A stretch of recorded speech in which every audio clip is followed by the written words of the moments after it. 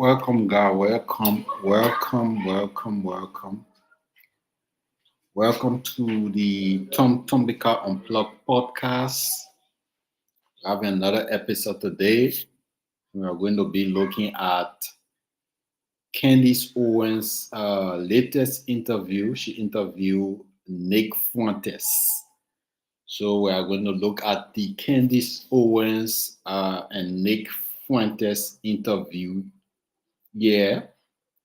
And the reason I want to go through this interview is that these are critical minds in the conservative space. Candice Owen is a conservative talk host. She has a Candice Owen show. She used to work with Daily Wire, and she's a well-known, established, educated, and well-known conservative uh, talk show host, podcaster, as well as Nick Fuentes. Nick Fuentes is the boogeyman of the conservative space. Also, he has a very controversial take on issues related to the government, related to the governance of the state, related to social and cultural issues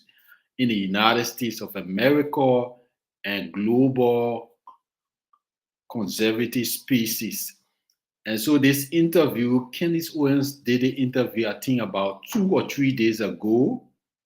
But the interview was placed behind a paywall. So normally the public cannot have free access to this interview.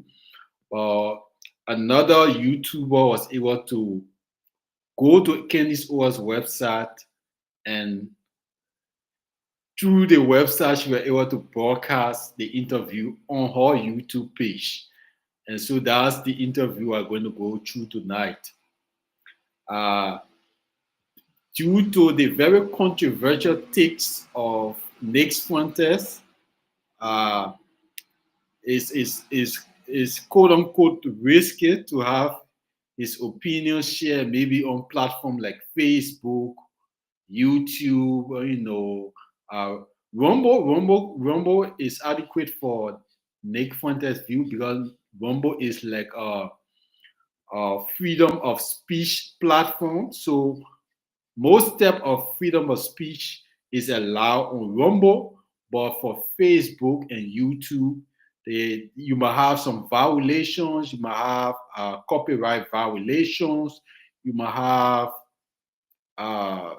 censorship, or you might face some type of censorship or violation for broadcasting Nick Fuentes views on specific platform. So it's a risky venture that I'm taking to broadcast this interview on my platform, but I think the risk is worth it. These are very critical voices in the conservative space. So I would like to hear the view. I was initially going through the video alone, but then I just thought to broadcast it on my Facebook, YouTube, and Rumble pages to share it with my audience so we can go through the interview together. So the interview was basically done about 2 to 3 days ago, where Candice Owens interviewed the controversial Nick Fuentes. Nick Fuentes is a conservative. He have conservative views, but he's very controversial. So YouTube, Facebook, most of the platform ban him. So he doesn't have platform to go except other conservative giving the platform to interview him. But not further because the interview is long, so I'll cut it here. Just know that we are going through the Candice Owens interview of Nick Fuentes, and this is what I'm sharing here today. So I'm live on Facebook, YouTube, and Rumble. These are the 3 platforms that I normally broadcast the Tom Tombika Unplugged podcast on. So let's go through the interview together. Without further ado, let's go through the interview together. Let me share my page here. I think this should be it. Cut the cut. So this is the lady that she said she paid $2 to go on Candice Owen website, and when she had access to the website, it was to share it on her page, and that's how the interview is available on her page. So let's go through the interview together quickly. Kind of day. This one's dedicated to Musican because I feel like bloobs would be a word that you would use to talk about boobs and stuff like that. So this is a blueberry ale. Oh, there was a super chat. Hey, thanks, Naruto. Did you see Grok calling itself Mecha Hitler? Yes, I did. All that. So I really want to improve my English, but to be honest, I don't have too much time. Like every day I go to work and I'm so tired and I don't want to go to that kind of stuff. But if my reputation, it definitely. Oh, there was a super chat. Hey, thanks, Naruto. Did you see Grok calling itself Mecha Hitler? Yes, I did see that. That was pretty great. I enjoyed seeing Grok go full Hitler. Thank you for the super chat on that one. Also, I just wanted to acknowledge Ray. You trolled Andrew Wilson about debating me. Andrew Wilson is afraid to debate me. I am convinced of this. Andrew Wilson does not want to debate me on any topic related to the left because he is afraid, because he knows I would kick his ass. I've heard from multiple people. Multiple people have asked him, multiple people have told him about this, and then he never responds. Gee, I wonder why that is. Because Andrew Wilson is afraid to debate me, bro. That's fine. Let's go to the interview, man. That's fine. All right. All right, guys. Well, we're going to try watching the interview on Candice's website first. But again, we do have a backup video because there was a groiper that posted it over on Twitter. Let's end the beer poll. So we are going to try to watch it here first, and we're going to see how this goes. But if it's laggy or anything like that, then we're just going to go over to Twitter and watch it there, and that's just going to be the way it is. So let's see what happened between Nick and Candice, and I've got your chats up on the screen on YouTube, and we're just going to see how this goes. All right. Welcome to the Candice Show. Great to be with you. You talk a lot of. I do. You absolutely talk a lot. Yeah. About me included. Mm-hmm. So I wanted she came out swinging, invite you onto the podcast because a lot of your videos have been going viral. Obviously, it will not surprise you to learn that according to the media, you might be the most evil person in the world. Obviously, they say that about me. Yes, that's my reputation. Definitely anti-Semitic, racist. Right. Misogynist. There have been real fears of people 30 seconds about in. your Groyper movement. So I did something before this interview is I went back into my phone and wrote Nick Fuentes. I wanted to try to remember the first time that I actually heard your name. And it was in 2019, a text message that somebody had shared with me that Ashley St. Clair had been kind of fired from Turning Point USA. And this person was speaking about Ashley St. Clair and had mentioned that she got in trouble a while back or whenever it happened because she took a photo with you and that you were this big anti-Semite. And then later that year, I had a conversation about the Groypers. It was something that I had never seen before, who were showing up on college campuses and asking questions about conservatism to various speakers, whether it was Rob Smith, Dave Rubin, and asking, hey, if we're conservatives, why are we promoting gay people? Right. You're the person that is the face of that movement. So yes. Can you just tell me, I guess, a little bit about Nick Fuentes before the Groyper movement? Sure. Well, yeah, that was my big claim to fame. That was kind of when I came on the map in 2019. I just want to say, so first observation, that's actually a horrible freeze frame for Nick. Hang on. Let's see if I can get a better freeze frame for him. Well, okay, whatever. It's fine.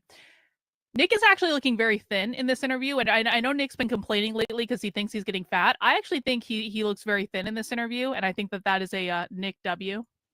Before that, I was at RSBN, Right Side Broadcasting Network. I was a freshman in college. I was 18 years old. I was at Boston University. I went to BU too. And I was a big pro-Trump guy. But I was a Democrat when I was there. I was very into politics, extremely political. But like a lot of people, I was pretty mainstream. I was very pro-Israel, libertarian, big PragerU viewer, Ben Shapiro fan, all that kind of stuff. But of course, in 2016, everything changed. You had the rise of the alternative right. And so it's guys like Jordan Peterson and Stefan Molyneux and Richard Spencer and Jared Taylor. And of course, Trump being the king of them all. So in 2016, everything changed. I became very racialist, very pro-white, very Racialist. critical of Israel, very aware of the Jewish phenomenon that's happening in the country. And so I went to the college campus. I was freshman, 18. Oh, you went to Berkeley? And I did a big debate with the student body president at the school. And it was kind of weird how it came together. I was pretty vocal on Twitter. Yeah. Didn't have a big If following. only Nick maybe was a better 200 person like followers, Harvey Weinstein. but I was wearing a MAGA hat everywhere I went. Candace would be much nicer to Cafeteria, him. to class, down the street. And I became known on the campus as that guy wearing the MAGA hat. And I would go on Twitter and I'd talk about my experience. You know, people are picking on me. People are saying they were going to beat me up. People are threatening me, stuff like that. And I said, I was defiant. You know, I was very pro-Trump in spite of all that. And so I got a lot of flack from the liberals on the campus, the Democrats, and one of these groups, Young Americans for Liberty, they came in and contacted me and said, would you want to set up a debate on the campus with one of your detractors? Lily sucks. One of the people that's threatening you, trying to fight you.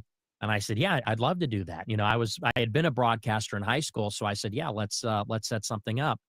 And so they put out like an open casting call. They contacted. Here's the thing. Nick's definition of socialism is different than the actual socialist, so it's not fair to compare the two. They're apples and oranges. He's talking about a fundamentally different thing, so we're not going to drag him for that.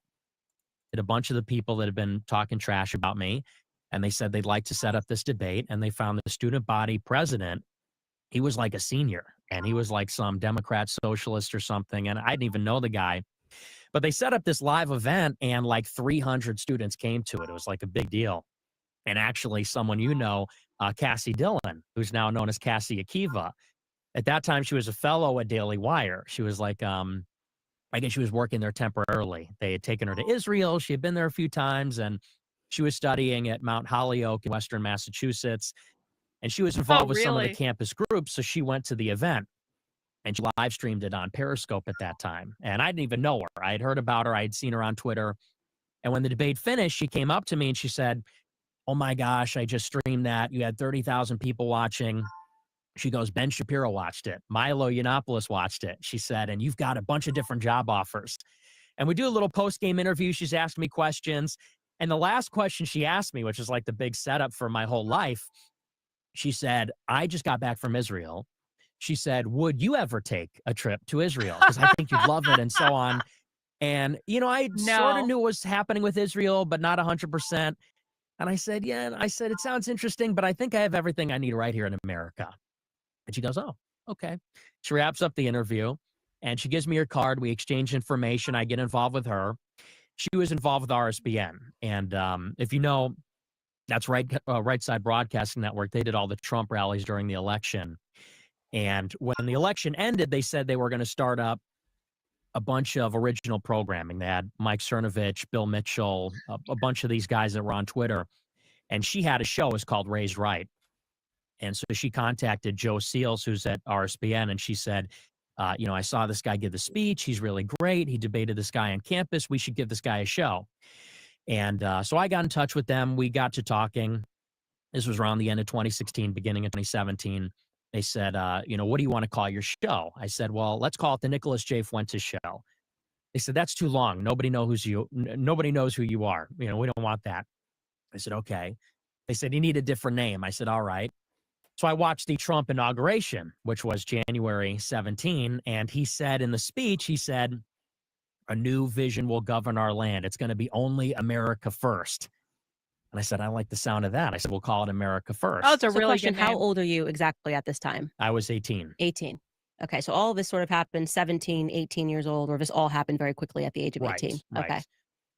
Yeah, and it all happened rapidly, you know, and this was a time when I was still even figuring out what I'm about, you know, because I'm a teenager. And I've been extremely political since I was like 12 years old. I read Thomas Sowell, Milton Friedman, all that stuff, all the libertarian, conservative stuff, even a lot of the neocon. Can I ask in the chat, what do you guys think that Candace's goal was with this interview? Because I don't actually think it was just to make money by putting it behind a paywall. Because again, Candace is married to a British aristocrat. She doesn't need the money.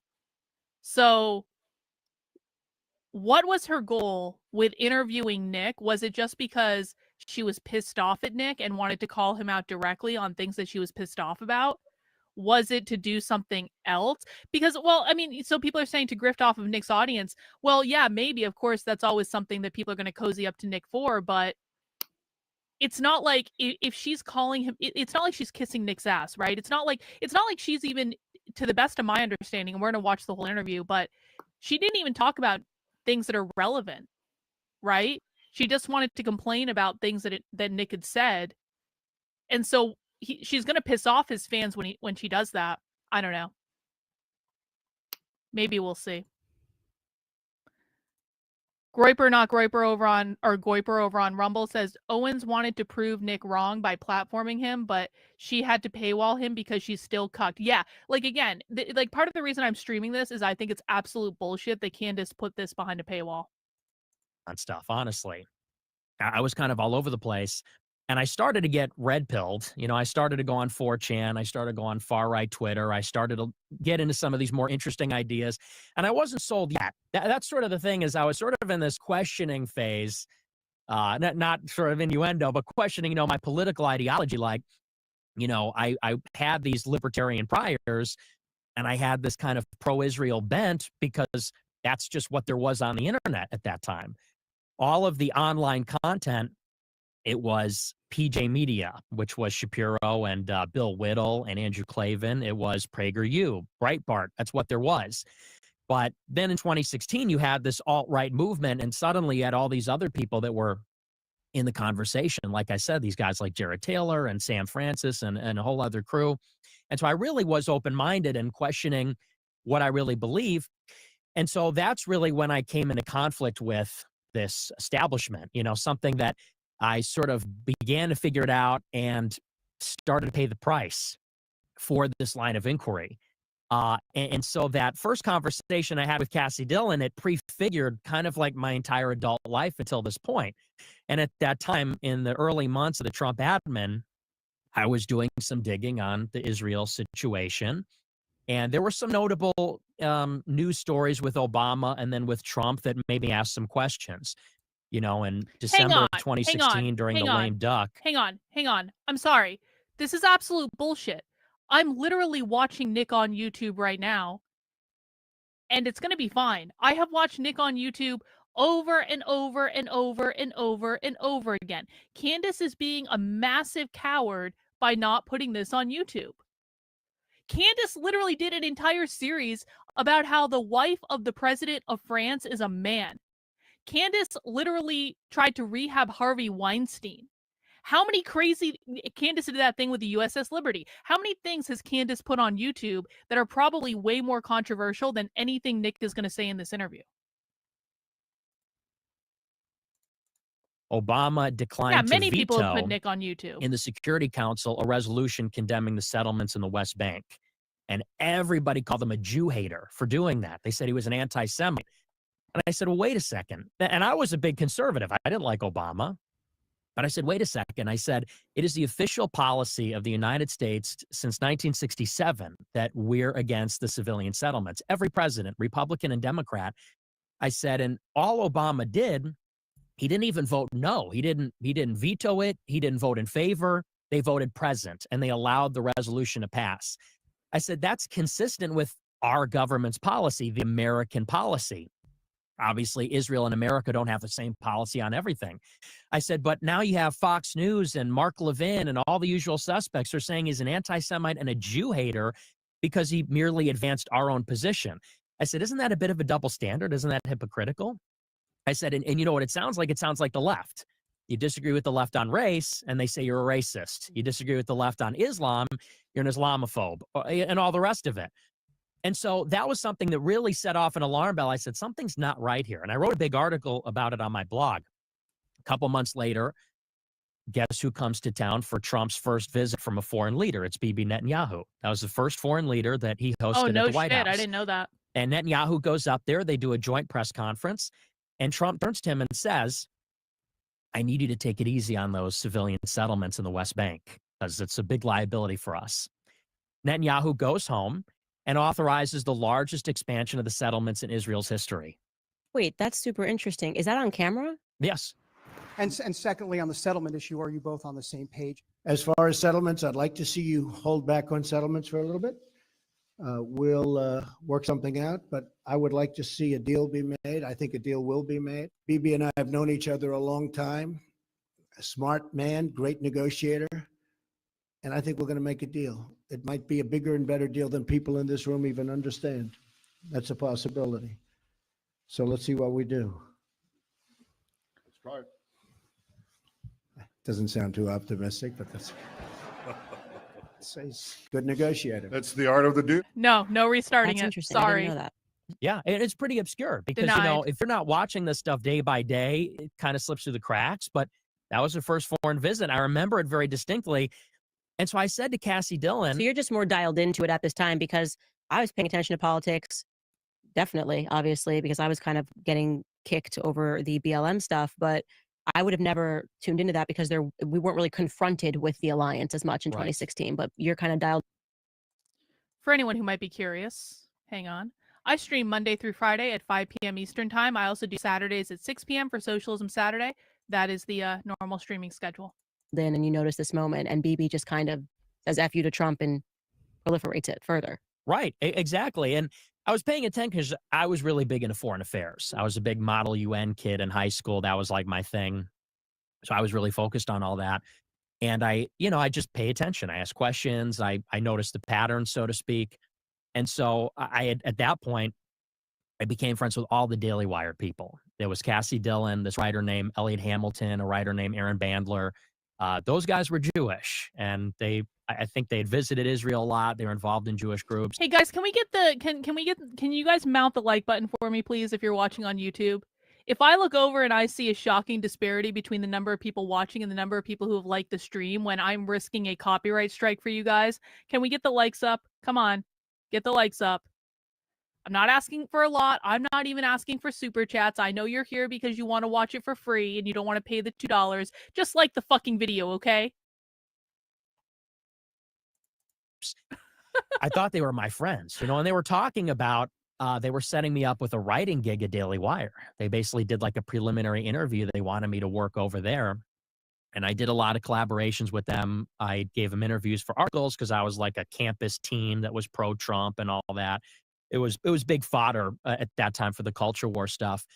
And then I started asking them, Wenn Sie in einer solchen Position schlafen, ruinieren Sie Ihren Körper und Ihre Atmung. Obstruktive Schlafapnoe tritt auf, wenn Ihre oberen Atemwege während des Schlafs. I said, why does the United States give Israel $3.8 billion per year? Because at that point, the new MOU had just passed, the new Memorandum of Understanding. That's the foreign aid for Israel. And they actually increased it. And they expanded it for 10 years. So I said, why are they the number one recipient of foreign aid? I said, they're not a poor country. And I don't even really know what the strategic value is there. I said, so why, since 1978, uninterrupted, have they been number one? And number two and number three, it's the same story. It's Egypt and Jordan. Hey, thanks, They're Tommy the second or and third Tammy. biggest recipients. Appreciate it. And we basically pay them because they normalized relations with Israel. It's like a bribe. I said, so, what do you make of this whole arrangement? I said, is it because they are our closest ally? And Hey, listen, I already dislike Candace. I think Candace is a narcissist. I think Candace is only out for herself. I've heard stories about Candace for years and the underhanded shit that she's pulled. Candace blocked me on Twitter after I interviewed Nicole Arbor because Candace was recording Nicole Arbor's private phone calls with her, and she was going to ambush her on her show about it, and Nicole got really pissed off about it and then released behind the scenes footage, and Candace got pissed off at that, and I interviewed Nicole, and then Candace blocked me on Twitter over it, but I don't really care because Candace is a narcissist, and I kind of hoped that she would work with Nick and at least give Nick a fair shot, but I think based on what I already know about this interview, it's like she was just trying to use Nick and basically give him a piece of her mind because Nick said things that she doesn't like, which is completely in line with what a narcissist would do, by the way. missing something? I said, or Yeah. are we being She also lobbied? has And there's shitty this taste in deep art. contradiction and True. double standard, and it's obviously being enforced by foreign influence and money. And I remember they hated the line of questioning. And when you say they, you're referring to this friend group? Yes, Okay. this Daily Wire friend group, they were all writers there, and you could still find their articles online. And they, at first it was sort of playful. They said, "Oh, haha, very good." They almost thought I was joking. They said, "Oh, it's very funny, but you really shouldn't ask that," they would say. They'd say, there's a good answer for all those questions. They'd say, but the way you're asking it is anti-Semitic, they said. And, we're happy to talk with you one-on-one in person, like they're going to teach me how to ask the question. They said, because the way you're saying it, it sounds hateful and it's wrong. And I said, I'm asking a question. It's free marketplace of ideas, I thought. So I kept pushing and pushing, and I was and here's the thing too, is I've actually been kind of impressed with some of the content that Candace has been producing lately. Like I said, her series about Brigitte Macron was extremely well done. I thought it was total bullshit when I first heard about it, but Candace knocked it out of the park with that series on her. And so I thought that was really good. I thought the USS Liberty interview was really good. I appreciate that she's reading these interesting books in her book club, and I like that. And I kind of was hoping that Candace was like turning a corner and was going to just start being like a normal person again. But then her completely ambushing Nick and just making this about the black lady putting Nick in his place. It's like, that's kind of bullshit behavior. tugging on a lot of these different threads. I was also asking about World War II and about some of the narratives there. And I was asking about 9/11 and the Iraq War. And where are you asking this? Are you in a group chat? Are you just face to face, like with your friends eating a burger? Like, where, when you say I keep asking these questions, what's the setup for that? We're texting in group chats, and we're even doing it one-on-one. One of the venues, we had a big Christmas party out in Western Massachusetts. And Cassie Dillon invites me back to her apartment with a couple of friends, and everyone's drinking wine. I don't drink, so I wasn't drinking, but we're playing apples to apples. And it's a party atmosphere. We're friends, we're having fun, we're political, we're talking about it. And this is the venue. And it just got increasingly cold over time. And it turned into stop. Like, you need to stop asking or else. And eventually, I kept pushing on a lot of these different things, and Cassie hits me up on Twitter, and she texts me this huge block text paragraph, and she says, we're not in the same movement anymore. She goes, I don't really recognize what you're about and your views. She says, I'm pro-Israel. She goes, and the things you're asking, the things you're saying about Ben Shapiro and other people, she goes, I'm just not a part of that movement. And she said, so we can't be friends anymore. So she stops talking to me, cuts me off completely. All the other people block me. Elliot, Aaron, there were some other people involved. They all blocked me on Twitter, complete ghosting. And I'm shocked. I'm floored. This is my first encounter with this kind of pushback, because you go into it as an 18-year-old in college and you get involved in these groups. I was involved in the Trump campaign, YAL, all these groups. And you think this is the free marketplace. We're here to debate ideas. It's a free speech atmosphere. And I'm also thinking we're all pro-Trump. And that's another big dimension of this is me. Trump was a huge influence on me. He made me a nationalist when I was a conservative. And America First was that. Willst du wirklich jede Nacht auf so einem Kissen schlafen? Dann ist es kein Wunder, dass du jeden Morgen mit Verspannungen oder Schmerzen operative phrase. I wasn't any longer a small government, constitutional individualist. I said, I'm America First. This is your first Nick interview? Is it okay? I know we have a lot of gripers watching. Is it anyone else's first time actually hearing Nick talk in that's a horrible freeze frame. My bad, Nick. But is it anyone else's first time hearing Nick actually talk about America? And so there's this deep contradiction on the Trump strain in particular and what they're pushing.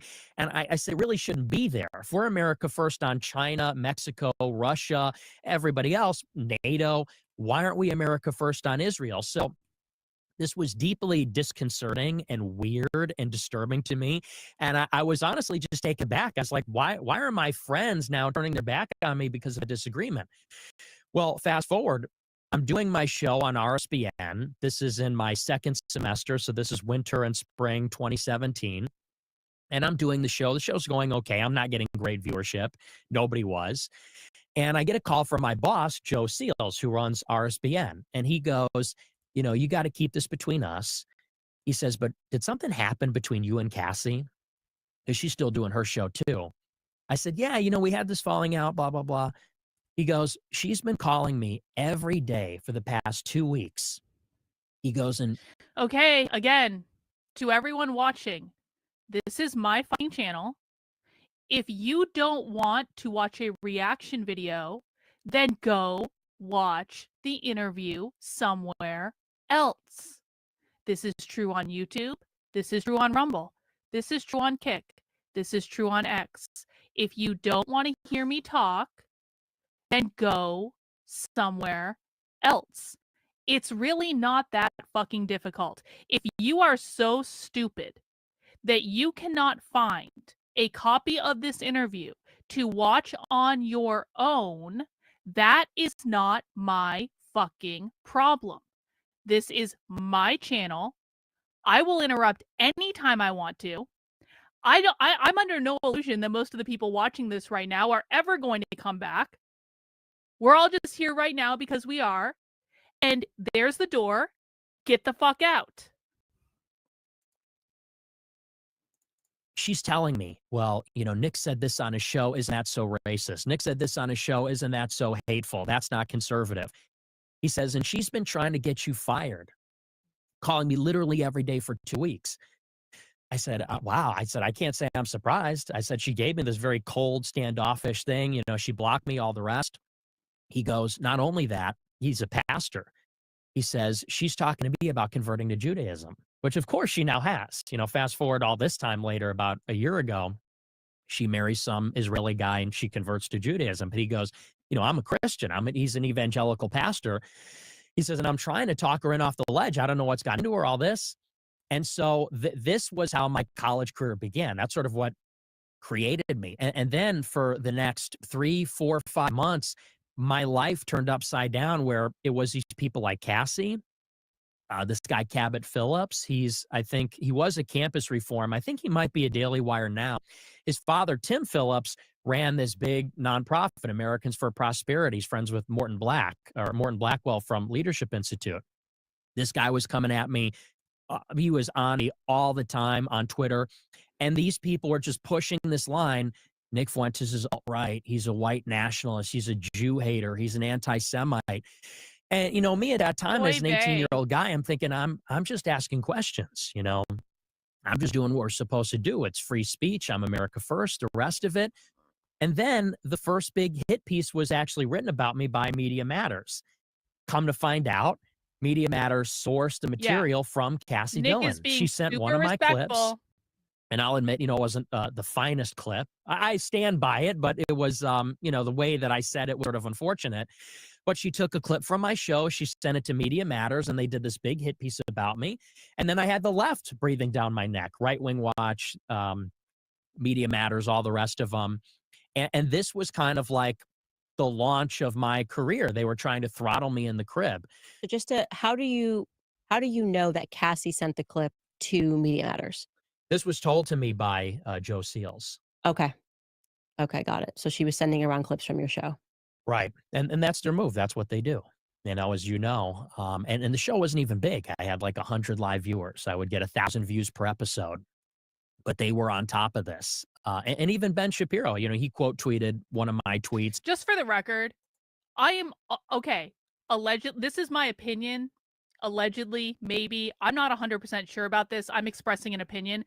I am virtually positive that PragerU planted the hit piece that Newsweek did on me back in 2021 after I tweeted. I was having a spiritual discussion in which I tweeted Hitler went to heaven. Okay, I did. I tweeted Hitler went to heaven, and I don't fucking regret it, because I don't think hell exists, and if hell doesn't exist, Hitler can't go to heaven. And it was a commentary, or excuse me, Hitler can't go to hell if hell doesn't exist. And it was a commentary on God loving everyone so much that even the worst possible person in the world could still go to heaven. And so I tweeted Hitler went to heaven, and it set off a social media shit show.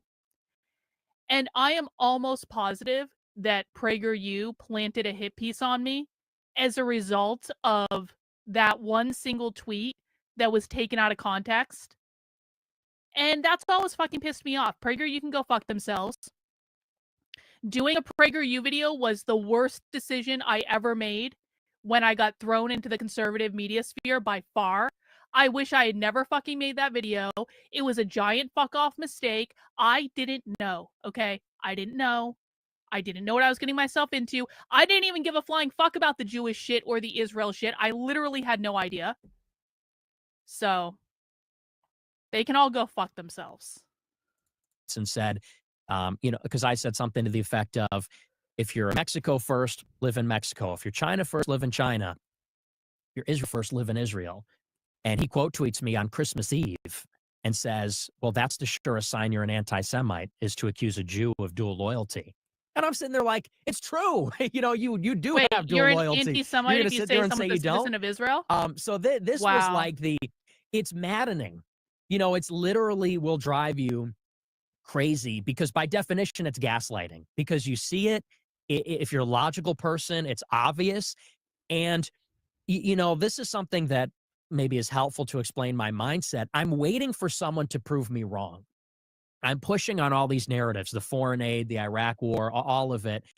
And I'm waiting for someone to tell me, here's all the evidence, the obvious evidence that it isn't all just a big thing. Mhm. It's not just a big conspiracy. And I'm asking in good faith, where is that evidence? Cassie, my friend, and all the rest of them. And instead of getting an answer, I'm getting... Well, here's the thing. If he thinks that Candace is so subhuman, he's being very nice to her for someone that he believes is subhuman. If Nick actually thought that Candace was subhuman, he probably wouldn't have gone to her house. If Nick actually thought that Candace was subhuman, he wouldn't be cordial to her. He wouldn't be nice to her. He wouldn't be being so pleasant in this interview. So I think that's kind of bullshit. I think Nick is being very gentle and nice to her. Blocked. I'm getting tattled on. I'm getting clipped out of context. They're selling me out to the left. I'm getting called names. And, from the very start, this made me extremely cynical and resentful and furious about the whole thing. And I said, I'm like at war now with the whole conservative establishment and the same opportunities for advancement that other people are getting. They get their spot on Fox News, or they get to run a Turning Point chapter, you name it.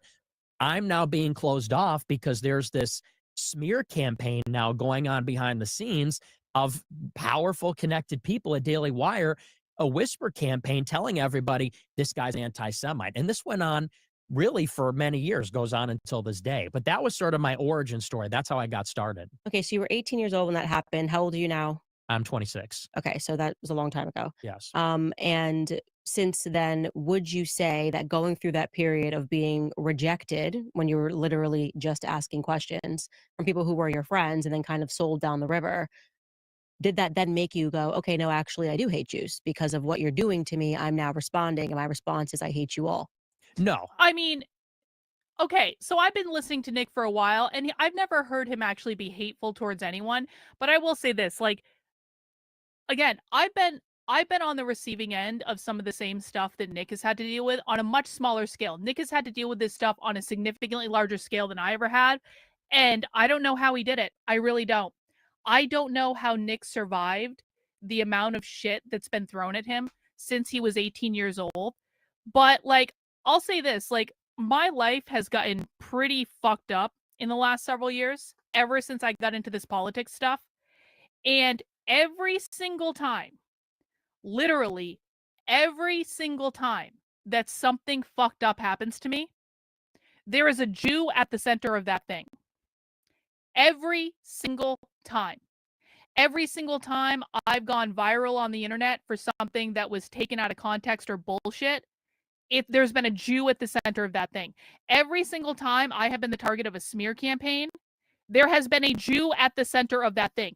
Every single time. And so, while I, of course, disavow all anti-Semitism, the real scholars, just like people like Ron Unz, just like people like Michael Collins Piper, people that have investigated this and are intelligent, logical people. And so once you sort of descend into the second layer, the second ring of hell of being an anti-Semite, then you have to parse out the information and discern what's real, what's fake. Is it a religious thing? Is it a racial thing? Is it an Israel thing, a nation state thing? I'm just saying. And then I'm just saying that about a month and a half ago, I made a joke about Jewish soda on Twitter, and it got many, many millions of views. And I got many, many rape threats in my DMs from Jewish people. I'm just saying, again, I don't care if people are Jewish. Personally, I don't care. Recently, and this was after I was fired from the Daily Wire, you kind of went on the attack about me speaking to Dave Smith, right? And saying, actually, I think we do have that clip. Skylar, I think we do have that clip of me speaking to Dave Smith. Do you want to run that clip? She has nothing she to do with completely me. set him She up. wants nothing to do with me. Completely set him up. Doesn't do anything with me. No invitation. So she completely fucking set Nick up with this. Hey, Nick, I just want to get to know your background, and I just want to get to know how you've been the most hated man on the internet, Nick, and that's all really horrible what happened to you, Nick. And but do we have that clip where you said something about me that I don't like on your show one time? Do we have that clip? I think we have that clip. Can we run the clip where Nick said something about me on his show that I didn't like? Won't bring me on the space. Won't bring me on the show. No acknowledgement, nothing. Cheers. But she is going to do a show with Dave Smith, Jew, Aiden Ross. You know, and I like Aiden Ross. I've said that before. I like Aiden Ross. Hey guys, again, I want this content to be fun for everyone. I want the content to be fun for everyone.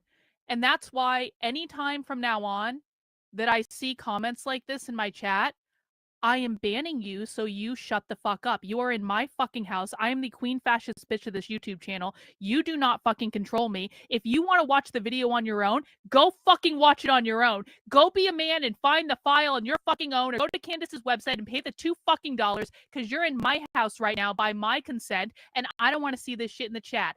I don't want to see little boys who can't pay $2 on the fucking internet whining and complaining and whining and complaining and whining and complaining. If you don't want to pay the $2, go to Nick's Telegram archive. Apparently it's on there, or go find it on Twitter. But you're in my house right now, and you're the one that can shut the fuck up. There we go. Goodbye. But it's like you get canceled and attacked by Jews, and then you go and give it away to all the Jews, really? And finally, Aiden asks her, so what are your thoughts on Nick Fuentes? And she gives this load of PC response. She goes, well, you know, when he was a kid, he got attacked by them. And I understand why he would be angry and why he would be mad about that. But he needs to grow up and figure out what he wants to do. Oh, really? Oh, really? Bafangul, Candace. Oh, he needs to figure out what he wants to do. I think you need to figure that out. That's what she's upset about? Talk about accusing other people. That's what Candace is upset you about? are guilty. I think he needs to figure out what he wants to do. I think you need to figure out what you want to do, because you're full of True. and everyone knows Nick, it. True. You clearly True. have no idea what you're doing. True. No idea what I am doing. That's what she's True. pissed about. What do you mean? You didn't invite me on the show. But what does that? Just let's first go back to the first layer of what you're talking about. She's speaking of Dave Smith. Yeah. What does that have to do with anything? You call out the fact that I spoke to Dave Smith, that I spoke to Aiden Ross. Why I didn't are speak you to them because they were complaining Jewish. about I it? also talked to Piers Morgan, all of these shows following me being fired. So you're just looking at the fact that these two, I didn't even know Aiden Ross was Jewish. I'm sorry. Candace is fucking wrong here. Nick Fuentes should have been the first fucking person that Candace Owens interviewed after she was fired from the Daily Wire. Spokesperson for it, because he's not really. Yeah, Nick he doesn't is really right. have a problem with Jews 100%. and their Jewishness. He doesn't really talk about the whole fifth column aspect of it. He talks about a very narrow aspect of it, which is there's this Israel lobby and they're sort of influential and they're driving us to war. That's one small selection So you of it. think, just to clarify, you think he's like a Yeah, I kind of agree with this. Nick needs to learn when to be more disrespectful with people in interviews. I understand what he's doing because, listen, Nick wants to be on these big shows. Nick wants to have access to these platforms. And so he's being extremely nice to Candace right now. He's being extremely nice and extremely diplomatic. And I quite frankly think he should be being a little bit more disrespectful to Candace, because Candace is being extremely disrespectful to him. Like, what a fucking waste. What a waste. He filmed this. Oh, because we're going to get called anti. Ready, focus, go.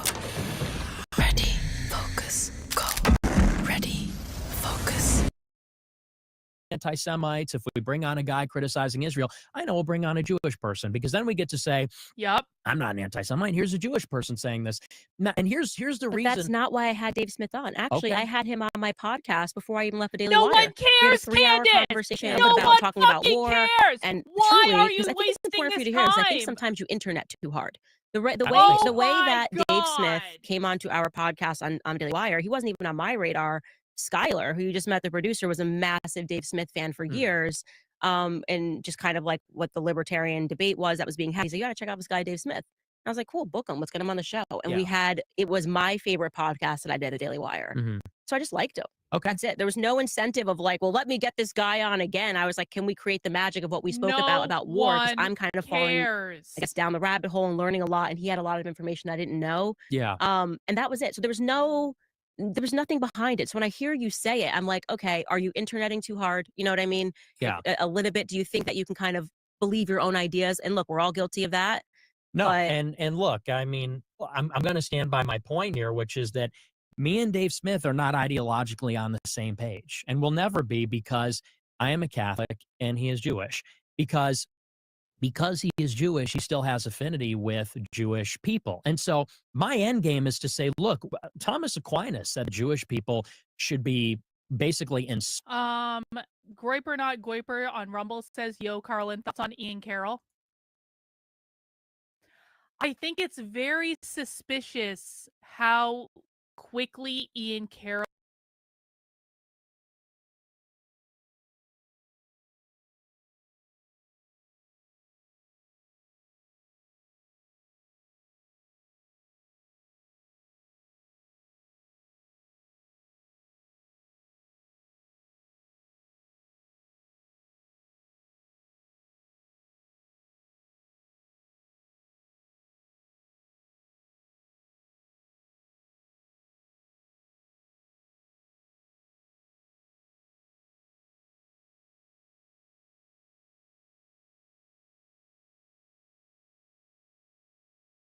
has risen.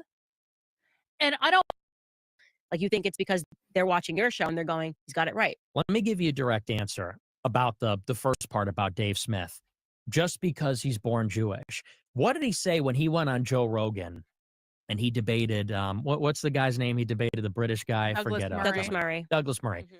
When he debated Douglas Murray said, and you hear this is the woke right phenomenon, which Dave has criticized, but Douglas said, the woke there right. is this dark element that is growing on the right.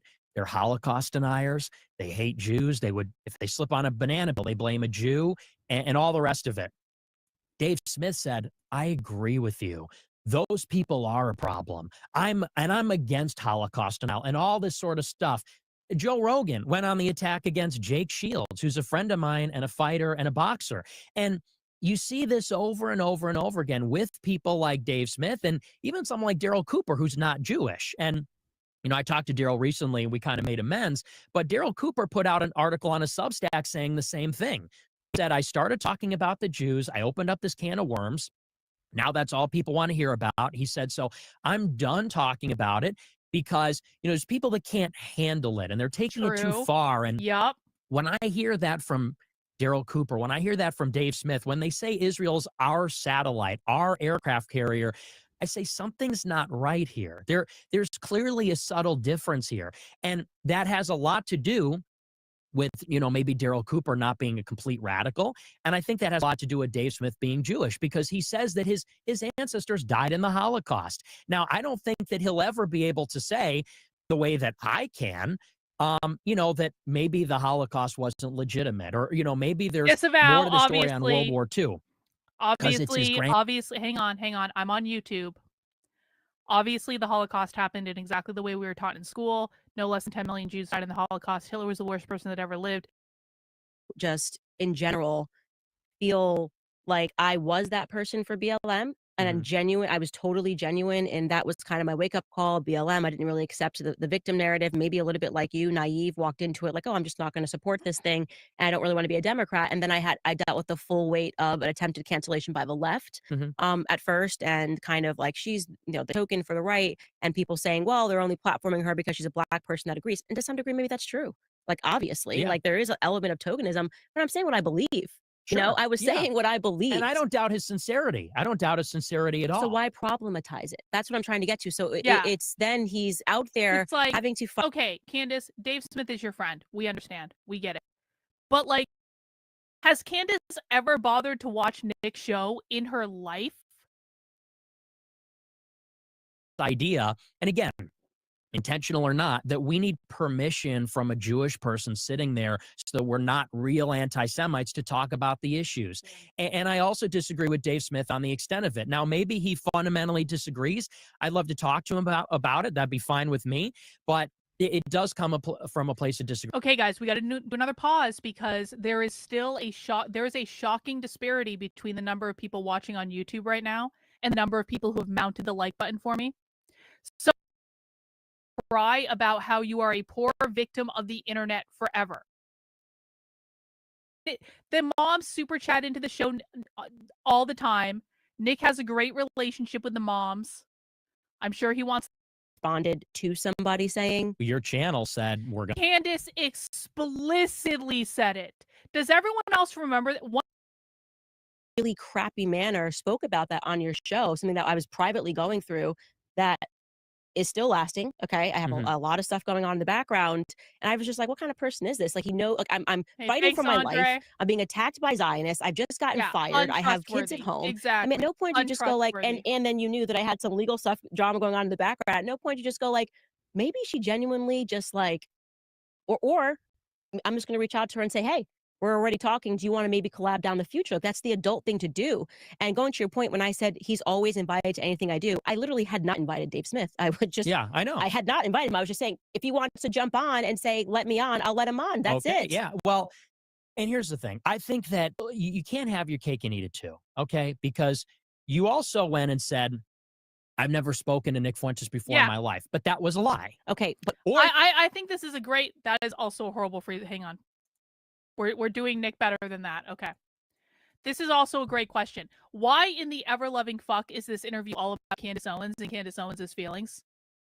Again, Nick Fuentes does some of the best analysis on what's going on in the Middle East of any commentator on the internet.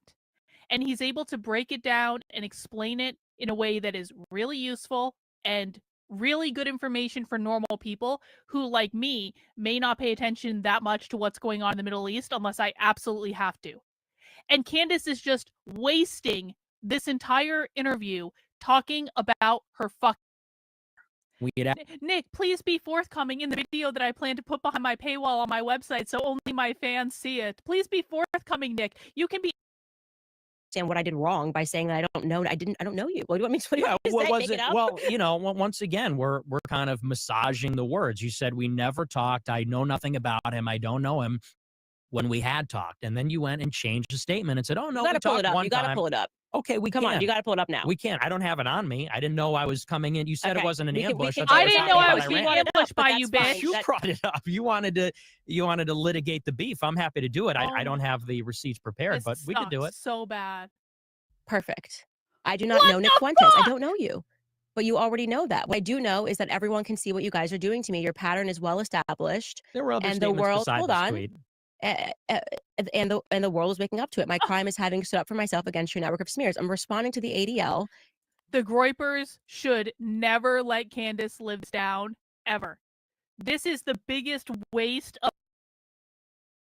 And the two clips blew up on Twitter, and I promoted them on my show. I said, that was unbelievable. That was really awesome. I said, because, if we show up in MAGA hats and rosaries, who we are, which is pro-Trump Catholics, right. and we present as the real right wing, this is unignorable. And people will start to ask these questions. So the following day, he did another event, I think, in Iowa. Once again, there were a couple of Groypers asking these types of questions. And the third day in New Hampshire, same story. And I remember doing a show covering the latest batch of clips. It turned into a thing. We were covering them on the show every night, the clips of these questions. And at that time, Groiper was a meme. It was like Pepe the frog. And there's a few variations. There's Pepe, Marv, Apu, and Groiper was one of them. And Groiper's like a big cartoon frog. Why is it named Groiper? I don't know. I really don't know what Groiper means. It came from a Twitter account called That Groiper. He just named it Groiper. Okay, so it just doesn't mean anything. No, Okay. yeah, it was technically called Easter Toad was the drawing, the proprietary drawing. But then some Twitter users started calling it Groiper. And at that time, people would personalize the Groipers and make them an avatar. So, they'd have different themes and different personalities. And Groiper became synonymous with like a far right, like retard. Like a Groiper was like, this guy is painfully, obnoxiously far right. Okay. And so I said on my show, imagine you're Charlie Kirk. You're standing up there on the stage sweating, and you have a line of Groipers asking you questions about the USS Liberty and Groiper War dancing was Israelis. I said, amazing. what must be going through his head? And ever since then, they took the Groiper standing upright, because the famous picture is he's sitting down like this. But they took a picture of the Groiper standing upright, and there was a meme at the time of Alex Jones walking down an alleyway. And they copy pasted a bunch of Alex Jones. They said it was an army of Alex Jones. And so someone took that meme and they did it with Groipers. They had an army of Groipers marching down the alley. And I said, that's us. That's the Groipers lining up to ask Charlie Kirk a question. So that's the origin of the name. Okay, interesting. I was always wondering, I'm like, what does Groiper actually mean? And so it's a lot of people that have these anonymous accounts, and like I said, we'll show a clip of it. But I thought it was very interesting because it was, I guess, questions that I hadn't really grappled with, which is I'm on stage, I'm saying that I'm a Christian, and yet I'm touring with somebody who is a homosexual married man. Hang on, let's take a look at this super chat. My only options were watching this with another Nick supporter like you, or watch it ×2 because of how angry I would get if I watched this on my own. See, exactly. We have to stick together. Listen, I might disagree with Nick on some things. I might have some issues with the Groipers sometimes when they try to control what I do and say. But at the end of the day, we have to stick together. We have to support each other. Said, oh, I can't because I'm on YouTube. But I also can't have them on my website because of some lawsuit. That's so crappy to me. That part's really crappy to me. I have to say, Are we watching doing it this back. again? No, I do want to say we don't have to get into it, but that's crappy to me because it Oh was like, my I don't know. I just think God. that I try to do a Nick really good needs job to of be being mean a now. human He being needs to be offline. You know what I mean. mean? And if people are going through stuff or whatever, and that was real, like that's not like, oh my God, like she's trying to be a victim. It was very real. My life was kind of, you saw, it was thrown up in the air. But we don't need to focus on that. But I do want to get to the point. Do you actually believe that I was getting all my ideas from you? Like, do you actually believe that I was watching Cozy TV? Because then somebody Yes, showed me a clip I of you do saying the same actually believe thing. that Candace was Because getting her I ideas had, from I guess you said in from the Nick. same week, or you said last week, I was talking about this. Now this week, Candace is talking about it, and it was pertaining to the PBS documentary, The Savage Peace, which was about the German genocide that took place after the war had ended. And that documentary opened up my eyes a lot to the fact that we had only been told kind of one strand regarding World War II. And I told my audience they should watch it. And there was a clip of you kind of suggesting that I got that from you. So did you actually believe that I had gotten that from you, or that I was watching your show and stealing your ideas? Not that one. I don't know what that's all about. Maybe Okay. I German should do thing, this. But look, I mean, What should I say? If I send Nick a super chat, what should I say? Nick, you should have been way meaner to Candace. Like, honestly, you should have been infinitely meaner to Candace. I understand being nicer at first, but like, Never see my stuff, that would be a little ridiculous. But genuinely, like when you're starting a family, and like as soon as I am done with the podcast, it got to be like straight back into mommy mode. I just don't think that many women are watching you. Is that fair? yeah, like I Whoa, said, if that's what you're right on, it was the saying, real then yeah, I problem. believe you. 100% the truth. Okay. Genuinely didn't get any of my ideas from you, and then was being accused of getting all of my ideas from you. So obviously there must have been naturally something that was happening where what I was saying or what I was noticing, people were going, oh, Nick Fuentes has spoken about this already. Yeah. Well, I mean, those were like things that I was known for when we would disrupt Turning Point, which is where you worked at, or Daily I Wire, saw the Groiper stuff. which you also worked there. They would go in chanting Christ is King, and they were the Groipers. And if you were aware of the Groiper War and Ye24 and me on Twitter last year, I saw the literal clips of them asking questions that were going Yeah. viral. okay. They weren't chanting Christ is King. They were just Oh. there were just the literal clips of them. And I thought it was smart. It made me challenge some of my ideas. So I will give you credit where credit is due, or the students that were asking those questions credit where credit is due. Yeah. I think a lot of times conservatives, we say things and we say them because everyone else is doing it. Same thing with the reason I think both of us started as being pro-Israel. It just was everybody else is doing it. It feels good. You are kind of young and excited about the ideas, and then you kind of go, oh wait, something's wrong. And both of us kind of dealt with this punch in the face. Right. Yeah, well, I was 18. You know what I'm Way saying? I different. was 18. So, I was, I don't know that I was doing it because everybody else was doing it. I was doing it because that was just the first thing I read, because that was the stuff that was out there. And then, yeah, I mean, and then you went through it. I mean, and hey, and likewise, credit where it's due. Maybe I've been unfair to you. I don't know you, and like you said, we See? talked once and twice. You We figured finally it got out. there. Kyle. No, but it's true. And I've never, this is the first time I've met you and I don't know you. So this entire interview was basically for Candace to get Nick to admit on video that he doesn't know her. Recorded Jeremy Boring in their contract negotiations or whatever, and then Candace went on Tim Pool. Wouldn't you just go, you know what, Candace is black and she's therefore I don't want to speak to her. Right. Certainly not going onto your show and saying, why won't Candace have me on? That doesn't really seem to line up with Right. the traditional sense of the idea of racist. So Yeah, and I'm using it. I'm being a little tongue in cheek. I mean, for the purpose of understanding, I'd say my views are I'm a racialist. But I do think that we need to deconstruct this idea of racism in the sense that, look, All right, I'm back. you're black, I'm white. It is what it is. For my entire life, people have been walking around on eggshells about the subject of race, about white people being racist. Can I say this? Can I say that? Can I have this opinion? And me, I'm sort of, Gavin McInnes said it like this. Thank He you. said, you're kind of post-racist. You're sort of after this craze where everything was racist. It's sort of this recognition that we live in a heavily racial world. And, look, sometimes we have racist feelings. Racist feelings like, I want to live in a white neighborhood. mm-hmm. I don't want to live in a black neighborhood. If they're all like you, obviously it'd be a different story. But when we think of a black neighborhood, we know what that means and why the property value. But that's cheap. black. Listen, I'm going to say this. I'm going to say this. I don't actually like the race stuff all that much. I really don't.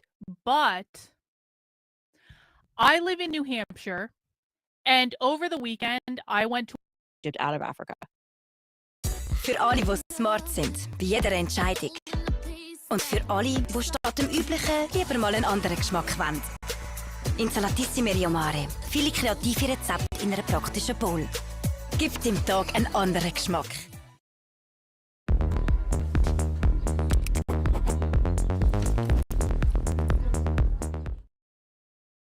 Well, Egypt is part of Northern Africa, Right, but Sub-Saharan it's Africa. Africa. You said Africa, so I'm being. It's not. Oh I'm not my trying to God. be. I'm not trying to get a Oh my gotcha. I'm just God. responding. You're saying Candace, Africa. Yeah. It's in shut Africa. up It's Egypt. It's and kind of let ridiculous that there him was no written finish a language. fucking Well, I'm just trying to get you to. sentence. Sure. You know, Egyptians are not Africans. If I'm not pushing back, the internet will. So, Oh you know. my Egyptians are not God. racial Africans. When I say African, I'm saying Sub-Saharan Africans. Sub-Saharan. Okay. Black say that. people yeah, because it is a different race. In Sub-Saharan Africa, and Europeans did not penetrate that until late 19th century. They didn't have any of this. To the extent that you have infrastructure in Africa, it's from the Muslims in the Sahel, in the Maghreb, in northern Africa, where the Arabs colonized. And then you had, Carthage and Egypt. You had ancient civilizations. But Sub-Saharan Africa, they didn't have that. You take these people out of that land and put them here, and they're enslaved people. You let them free in a modern, liberal republic. They're not going to succeed. It's not going to go well for them. And that was one of the arguments against abolition. People said if you free them without any assimilation, without any kind of process for them to be acclimated, they're going to die. And that's exactly what happened. Many of the bottom 10% of the lowest IQ Africans just died off for generations. And it had a, pardon the expression, but it had a eugenic effect, because over time, if the weakest are dying off, that's one argument for why blacks in America have a standard deviation higher IQ than the blacks in Sub-Saharan Africa. So, so I do believe there is something intrinsic going on there. And what makes people uncomfortable about this is the idea that it's unchangeable. There's something about, and this is why I'm a Catholic, we do have an inherent desire for universalism. You want to come on and complain? We do believe that there's a common humanity and a common human community and all of that. Actually. We hate the idea that we're born a certain way and we can never change. And that's just the way it is. And we even think about this in terms of, it's become not so popular these days to tell children, you can be whatever you want to be. because we know that's not the case. You know, some people are tall, some people are short, some people are smart, some dumb, some ugly, some handsome. That's why, by the way, you know, incel dumb is a big part of this also. Do you believe these are immutable characteristics that are assigned at birth? I think that, yes, For I think the that most part. things like race, all those attributes are immutable and unchangeable, and But you know, they we have to changed. grapple with Just that. factually speaking, they have changed. They change over time, over the generations. Okay, so then you don't think it's immutable because if this was an For immutable an individual characteristic. person. Okay, so you're saying that if you are born at this space and time as Right. a black person in America, here is the cards that you're dealt with, and you can't change that over time. Something like IQ does not change. No, doesn't change wildly. It only changes genetically over. IQ is a big one, and that changes. That's a genetic trait. And so that can change over the generations, but not, you can't take an individual that's 75 IQ, which is the average in West Africa, and take them to 100. So two dumb people can't produce a smart person. I believe they can actually. Yeah. But So does that kind of debunk your? No, it doesn't, because Candace. it's No. rare that happens. It's an but exception. It's IQ not is the a rule. heritable trait, so it's unlikely that happens. Okay. And do you not recognize that there's group differences in IQ? Or? I think that there's group differences, but Okay. I wouldn't say, and the reason why I'm pushing back on this is because those perspectives that you hold, Thomas Sowell did a really good job debunking that. Mm. And I think the book is called Intellectuals and Race, and he opens up and makes a very sound argument that these characteristics are not immutable and that it can be your environment. And he kind of goes back and discusses, like, you know, Well, who he would have had a the highest vested interest IQ to and who make now that has the highest IQ. argument, wouldn't so I he? just disagree with you fundamentally, but you have a right to have that perspective. So you don't think that there's group differences on average between the races? I think, just to be clear, I think there would be group differences if you took in, like we were talking about, an American versus somebody who graduates college in Europe. There'd be tremendous differences. I Not truly, tremendous, but yeah, there Yeah, would there'd be be slight differences, differences. yeah. But you don't So think I that think racially there's differences between races? I think, yeah, because we have huge differences culturally. So going to your point of saying, I don't want to live in a black neighborhood, well, neither does LeBron James when he gets money, right? Right. And there's a reason for that, Mhm. because there is something that's happening culturally in Black America that's been going on for a very long time. But that thing, I would argue, didn't exist in. What about in Africa and Haiti? I mean, they're killing and eat each other in Africa and Haiti. Everywhere where they are, you have these problems. Yeah, I'd like to look into, and I'm pleading ignorant, but I've heard some things about what happened in Haiti and what the Clinton Foundation did there. So I think I'd have to look more into the history of Haiti to be able to push back on that at all. Is Candace doubting that the average IQ of Haitians is like 65? Bruh. I don't think I agree with that. What about all of Africa then? There's not one country in sub-Saharan Africa that's successful. Seriously. Not one. They're all least developed countries. They're Thank all you, failed Kyle. states. This kind of reminds me, and we could kind of flesh out this conversation together, and I'm not perhaps ready to have it fully, but I do remember going back to Dave Smith, where he was conceding a point on, well, all of these other Middle Eastern countries, no, you wouldn't want to live there. You'd want to live in Israel. In my mind, I'm going, well, because you just keep bombing the crap out of them if they ever try to get ahead. I remember watching this clip of him saying that, going, why don't these countries get ahead? And kind of going back in my mind to the Gaddafi speech, where he keeps speaking essentially about, you know, here's what we got to do in Libya to get ahead. Here's what we're going to do with the dollar, and we're going to be progressive and this and that. And they killed him. And then what happened to those Libyan refugees? Suddenly they're now pouring into, just like he said was going to happen, that they were now pouring into the European continent, and Europeans are complaining, who are these people? And so the question is, are we allowing, because I'm like, Africa's a pretty rich country. Like, why aren't Africans controlling the diamond trade? Who's taking all of the diamonds so that they can't control the diamond trade? And how long have these people been doing that, being essentially culture vultures? That's kind of the journey that I've been on now, in terms of really trying to go back and look into history to see what's happened. And I never trust myself when I have a perspective now, because I realize how much of my opinions and beliefs were shaped by the public school system.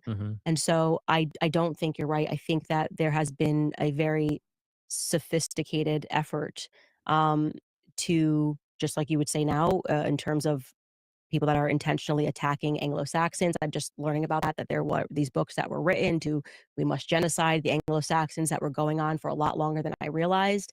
History didn't begin with World War II, but I think it would take a lot of time to kind of unpack that. Yeah. Like, are we stopping people from getting ahead just because, I don't know. That just sounds, I mean, being honest with you, that just sounds to me like a left-wing argument when they say, why don't these countries get ahead?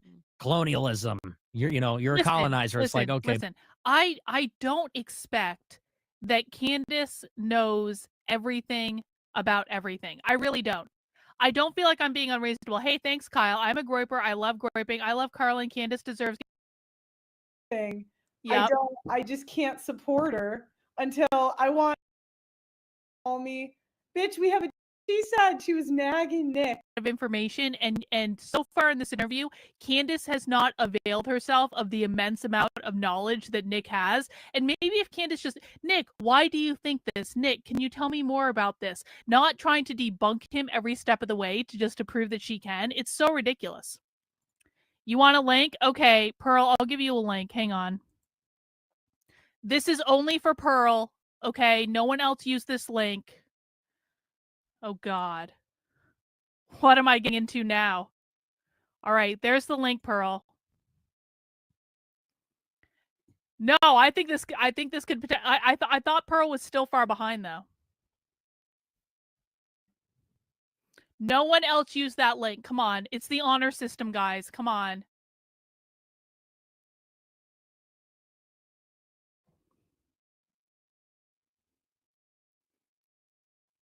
We'll see if Pearl comes on. Hang on. Let me change my setup. Oh, Pearl is here. Oh. Hey, Pearl, how's it going? It's good. I'm a woman. I'm here to complain. What do you think about this so far? I need to fix the layout on my screen, but what do you think about this? I'm just going nuts. She's just nagging. It never ends. Oh, you know what? Why do women get in the ringer? Okay, I'm in the ringer. I get made fun of all the time, even by you groipers always tweeting to me race mixer and stuff. And I don't crash out. I just chill. I just take it, whatever. It's part of the job.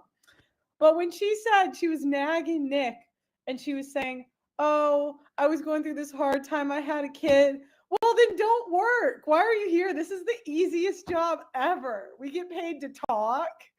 Like, come on. I just couldn't believe she was doing him like that. No, I feel why are you ambushing him? For what? I feel exactly the same way. It's like she could have had so many great conversations with Nick in this. Just like I saw your interview with Nick that you did back in the day, and you had a great conversation with him, and he was allowed to talk about, what he wanted to talk about and showcase his expertise and all that. And Candace is just ambushing him and acting like a typical woman, and it's so annoying. Oh no, you got made fun of. It's like he wasn't even making fun of her that bad. I'm like, do you know what I go like? And I'm not even trying to be like whatever. I'm not trying to complain about it, but it's like, why are you here? Why are you in the ringer if you can't take it? And she's saying like, oh, well, why didn't you just text me and call me? Bitch, we have a 2-hour show. We're allowed to make fun of you on it. Yeah. And that's what the groupers do. I don't have to tell you directly when I want to make fun of you on my show. I don't. It's like, welcome to the internet. This is what we do here. Are you new? Don't be a public figure. Go watch your kids. Do you know what I mean? It's like, exactly. Why are you here? I agree. Respect to Pearl for huge donations. Thank you, Pearl. I appreciate it. Yeah, do you know what? Because I was really annoyed that I was going to have to spend $2.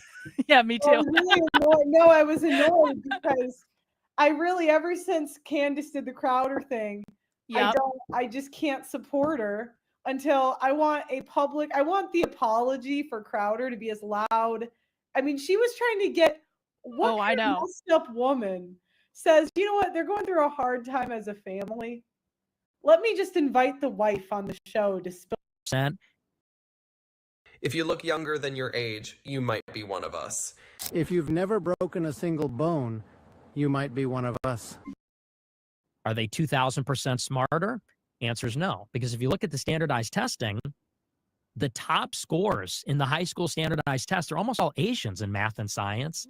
Asians aren't overrepresented in power. It's Jewish people. Hey, so thanks, Todd. Jewish people are not, proportionally as more intelligent as they are more overrepresented. And that goes to their real superpower, which is they're an organized minority. An organized minority will be the disorganized majority.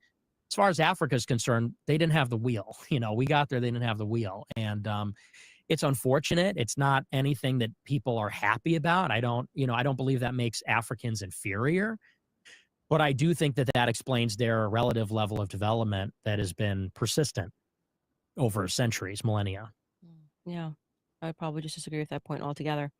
Okay, so then at least you are agreeing that Jewish people are just born smarter. Yeah, they're very high IQ. I don't know that they're smarter than white people, but You have to, that's what the results say. that's what some results say. Depends on what results you're looking at. Okay.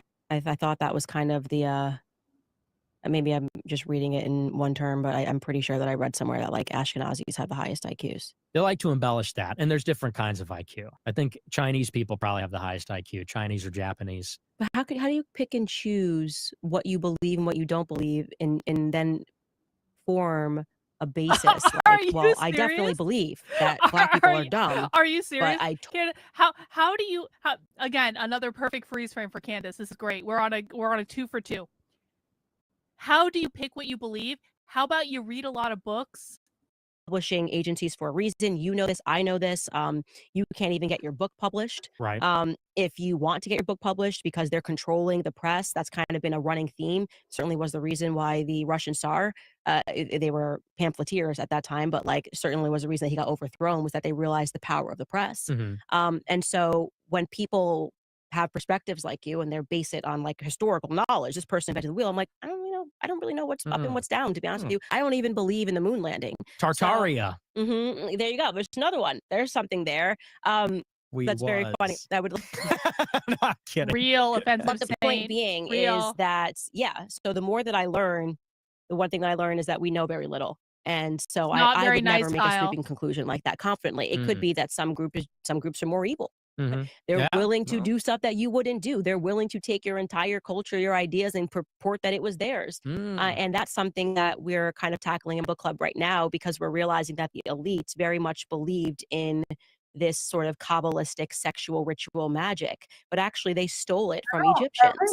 And what was that? Every time women blame the elite for something, it's usually something women push. But it's way easier to just blame the elite. Like women like the crystals. You could take all the elite. You could take phones away or whatever, and women will still buy those rocks. Hey, listen, Pearl. Listen, I've got the crystals. All right, I've got a whole desk full of these things, and I am unashamed. Hey, I don't really care. Russia and America, he would set up like all of these. His father was Julius Hammer, and he established the Diamond District. So you're telling me that when Christians were being mass murdered and their belongings were being taken, you got these guys going. Yeah, actually, Groiper, not Goiper, over on Rumble says, I think Nick is at this point is just being nice to get it over with. If he crashed out, Candace would love it. I agree with that. I think that, listen, I know I said Nick should be meaner earlier, but he's probably actually doing the appropriate thing. Piracy isn't a price issue. It's a convenience issue. See, it's not even that. It's not even that. I am protesting Candace putting this behind a paywall because it's bullshit that Candace put this behind a paywall. And I don't give a fuck if Candace copyright strikes me because I've still got the recording and I can put it up other places and Candace will just be proving she's a massive, massive, massive grifter. She copyrights me and we all know the truth. And that's fine. Back and forth, establishing districts in America. They're peddling art. So he started peddling art. He started peddling diamonds. I think that's stolen. Okay.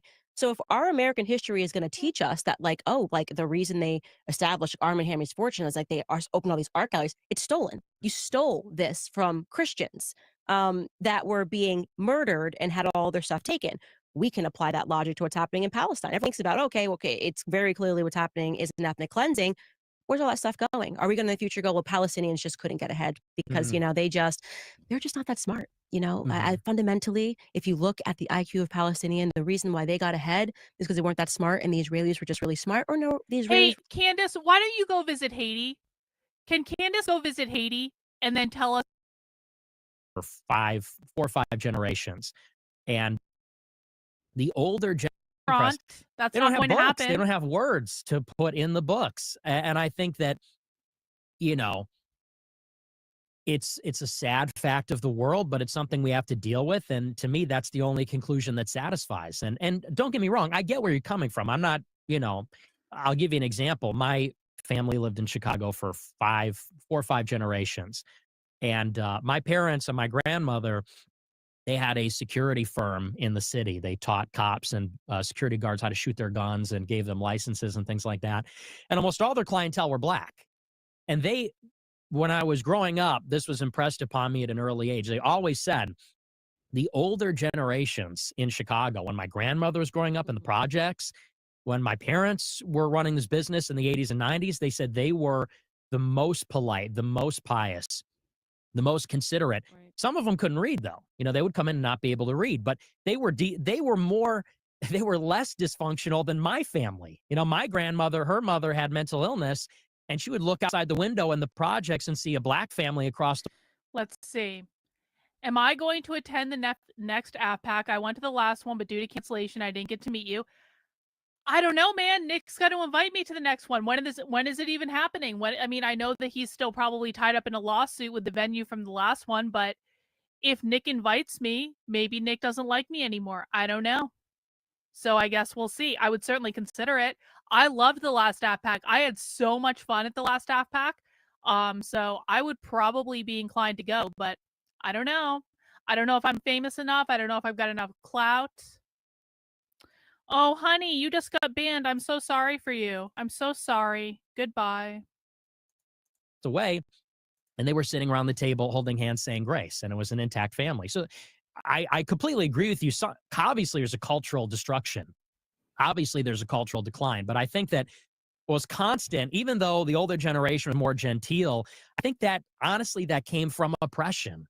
That came from a society where they were the minority.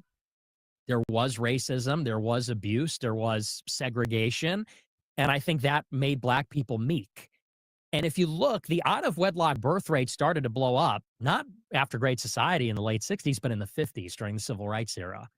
And I think that was sort of a regression to the mean moment. And, again, I think that it's not that black people can't be good people. There aren't smart black people, or there aren't, incredible black people. I'm sitting across from one right now, or yay, and everything like that. But on the whole, on average, and there's billions of black people, they do have that lower level of development, and I think that's why they underperform. And Yeah, I think it's totally ignorant. We can disagree on that, but I think it would be the same as saying, like, we look at women today who are all a bunch of hoes, and that's kind of just become the thing. Like, this is what women are, and then kind of but what Candace is doing the woman thing where she's like, some black people are smart though, or okay, jumping in here, even though he didn't say that. Are you a Jew hater? No, I don't hate anybody. Do you hate Jews? I don't hate Jews. I do think that in time you might move away from that.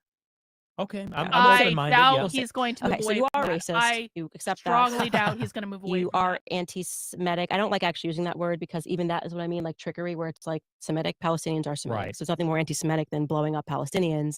Are you a Jew hater? No, I don't hate anybody. Do you hate Jews? I don't hate Jews. I don't hate anybody. You don't hate anybody. Okay. And your faith, you don't find that saying that you're a Catholic while also saying that you don't believe that whites and blacks should be married, or you don't believe in interracial marriage for whatever reason, that doesn't conflict with your Catholicism? No, I don't think so. Okay, but you said that that's not a Catholic perspective. It's He not a doesn't sin. hate anyone. The Catholic Church doesn't say it's a sin. He's allowed to marry who he mix wants races. to. But there have been various Catholic authors that have said that it's not conducive to a long-term marriage to mixed races because you have this clash, you have this dissonance between cultures, between different upbringings. And so they say if the selfless goal of a marriage is to rear children and you want to make that as conducive as possible, then you should marry within your race. It's not a sin if you don't. Which Catholic author? I don't know off the top of my head, but there are Catholic theologians that have said that. It's not conducive to a long-term marriage and stable. Okay, jumping in here, even though he didn't say that he would produce a document, I thought Candace has been a Catholic for like 15 fucking minutes, and she wants to question. Obviously not. Oh, Nick is saying, great. I mean, I just feel like each kid comes out looking different. It depends on which one. Some are worse than others in terms of the statistics, but obviously, I mean, look, at the end of the day, elephant in the room is you're a black woman in a mixed marriage. So obviously, you have different beliefs on I'm interested. it. If we don't, I listen, I'm never going to adopt, obviously, how that could be interpreted as being about race. But again, The only reason I wanted to fact check that is because it's really important for people This who are is obviously having so faith-based discussions to know that retarded. that is not a This is Catholic so perspective. retarded. All right, let's get back. That it's a Catholic teaching or Catholic. I do think that in time you might move away from that. Okay, I'm I open-minded. doubt Yeah. he's going to move Okay, so away you from are a that. racist. I You accept strongly that. doubt he's going to move away You from are that. anti-Semitic. I don't like actually using that word because even that is what I mean, like trickery, where it's like Semitic. Palestinians are Semitic. Right. So it's nothing more anti-Semitic than blowing up Palestinians. Are you a Jew hater? No, I don't hate Do you anybody. hate Jews? I don't hate Jews. I don't hate anybody. You don't hate anybody. Okay. And your faith, you don't find that saying that you're a Catholic while also saying that you don't believe that whites and blacks should be married or you don't believe in interracial marriage for whatever reason, that doesn't conflict with your Catholicism? No, I don't think so. Okay, but you said that like that's not a Catholic perspective. It's He not a doesn't sin. hate anyone. The Catholic Church doesn't say it's a sin. He's allowed to marry who he mix wants races, to. but there have been various Catholic authors that have said that it's not conducive to a long-term marriage to mixed races because you have this clash, you have this dissonance between cultures, between different upbringings. And so they say if the selfless goal of a marriage is to rear children and you want to make that as conducive as possible, then you should marry within your race. It's not a sin if Which you Catholic don't. author? I don't know off the top of my head, but there are Catholic theologians that have said that. It's not conducive to a long-term marriage and stable. Okay, jumping in here, even though he Oh didn't my say that he would God! produce a document, I thought it Candace has been a Catholic for like 15 fucking minutes and she wants to question Nick on this. Oh my God. Candace, we know you're in your feelings right now because you married a white boy from Britain. We know this is all about your feelings, Candace. We know you're coping right now, Candace. Why are you interrupting? Like, fact check. It's totally fine for white people to marry black people. And listen, personally, again, I don't give a flying flip who you marry. I don't give a flying flip about interracial marriage. It's not something I care about at all. But the fact that Candace is doing a fact check on Nick because she's pissed off that he doesn't like interracial marriage. Yo, Candace? it was important to fact check this one, obviously, because I don't want people to walk away with a perspective that it's a Catholic teaching or a Catholic idea or Catholic theology that people shouldn't be marrying outside of their race. So I gave him an opportunity and told him it was important to me if he could supply us with the name or the reading. And this is what he came back with that we were able to fact check as being an accurate quotation from Thomas Aquinas. The quotation reads, "It is less fitting to marry one who is far removed from us in customs and manners, lest the mutual fellowship be hindered." Doesn't say anything about race. I certainly don't disagree with that whatsoever. And so I am not clear on how that could be interpreted as being about race. But again, the only reason I wanted to fact check that is because it's really important for people who are obviously having faith-based discussions to know that that is not a Catholic perspective. Retarded. All right, let's get back into the conversation. And by the way, the statistics bear this out. There's more mental illness, more domestic abuse in mixed race households. What do you guys think that Nick is going to say about this on Monday? I'm going to be honest, I wasn't actually really that originally interested in this. But now I'm like, I might live stream Nick's show on Monday. I cannot wait to see what Nick actually says about this on Monday. It depends on which one. Some are worse than others in terms of the statistics. But obviously, I mean, look, at the end of the day, elephant in the room is you're a black woman in a mixed marriage. So obviously we have different beliefs on this. If we don't, listen, I'm never going to obviously adopt your beliefs on it. I just think it's patently wrong. But you understand why I would want to have grandchildren that are white? I don't have an issue. Is this real? Nick is going on a space with Suleiman tonight? When is that happening? With you saying you want your kids to but look do you like understand why I would believe that or feel that way? No, because I'm not white. I don't understand. What about your grandchildren being black for that matter then? Well, I'm mixed race, so I just feel like each kid comes out looking different. It's kind of incredible. So I think that when you actually have children, you realize like it's incredible how like my daughter is a little bit darker, but she looks like my husband. And then like my son's whiter, but he looks just like me. And I think that's kind of one of the exciting parts of being in a mixed race relationship. I'm always like, oh, I wonder what this kid's going to come out looking like.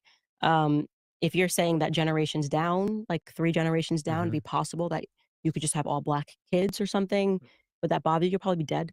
Before Yeah, that but happens, you'll probably be dead. I'm alive But now, and I no, don't but love I'm the saying is idea. that, like, by the time you could breed it out, so to speak, you'd be dead. So I'm just answering your question, like, it doesn't bother me at all. Yeah. No. Obviously not. Oh, Nick is I'm saying, late. but do you understand why I would feel that way? If I understood it, I wouldn't be in a mixed race relationship. I don't understand But it, you but have I no accept empathy it. then for, like, No. you can't step outside of your No, I kind of situation? no. I mean, no, I'm not. I don't need to have. How would I have empathy for it? I mean, I don't. I don't feel that way. Okay. So it's just something that we disagree on. Well, which is I'm saying that because I actually can understand the appeal of a mixed race relationship. I get it. I mean, I find other races attractive also. And Okay, so people are saying that that Nick is late to this space with Suleiman. So listen, this interview is almost over. It's about 20 minutes about 20 minutes left to go. So if Nick is on the space with Suleiman when we're done, then I'll just stream the space. I'll go right into it and I'll just stream that. So we'll have to see. Thank you, Kyle. I appreciate it. Guys, please make sure you mount the like button for me if you appreciate that I'm streaming this for free, and we'll probably get a copyright strike from Candace because she's a raging bitch. Please make sure you mount the like button. Please make sure you're subscribed to the channel.